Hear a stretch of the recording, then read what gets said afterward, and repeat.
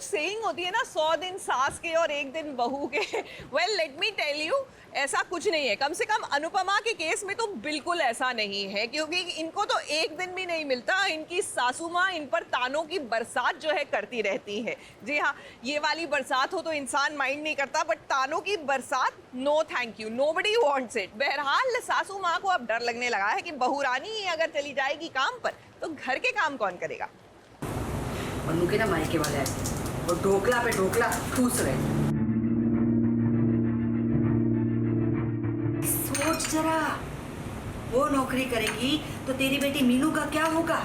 अभी तो छुट्टी मना के आई, अब तो काम पे लगेगी। हाँ, और फिर आधा हफ्ता वो बाहर रहेगी नौकरी पे, तो इसे कौन संभालेगा?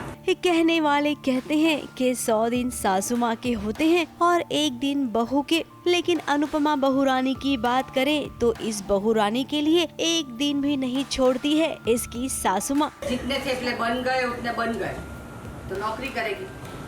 मम्मी, वाह, मैं घर की और बाहर की दोनों जिम्मेदारी अच्छे से निभाऊंगी। आपको सिखाना है।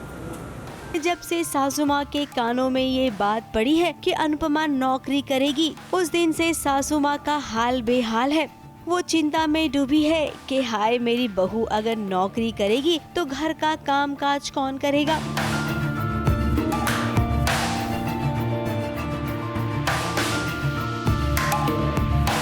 इसी बात की चिंता उसे खाए जा रही है। हालांकि सासू माँ की बेटी ने उसे समझाने की पूरी कोशिश की कि माँ अगर भाभी काम करेगी तो उसमें प्रॉब्लम क्या है, आखिर मैं भी तो नौकरी करती हूँ। लेकिन भाई ये सासू माँ है, सासू माँ के लिए बेटी बेटी होती है और बहू बहू होती है। अभी तो छुट्टी मना के आई, अब तो काम पे लगेगी। हाँ, और फिर आधा हफ्ता वो बाहर रहेगी नौकरी पे, तो इसे कौन संभालेगा? मम्मी, तुम संभाल लेना, तुम्हारी सगी नाते हैं। कभी कभी तो मुझे लगता है कि तू मेरी सगी बेटी है ही नहीं। कभी कभी आप बहुत ज्यादा ड्रामेटिक नहीं हो जाते हो मम्मी। खैर अब अनुपमा ने अपने अपॉइंटमेंट लेटर पर साइन कर दिया है, वो भी उसी पेन से जो उसे अभी अभी तोहफे में मिला है।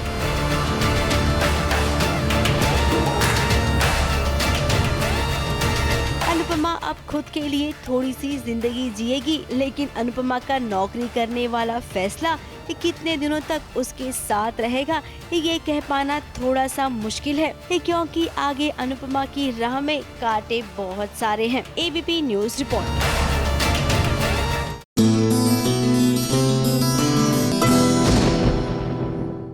ये है एबीपी न्यूज, आपको रखे आगे।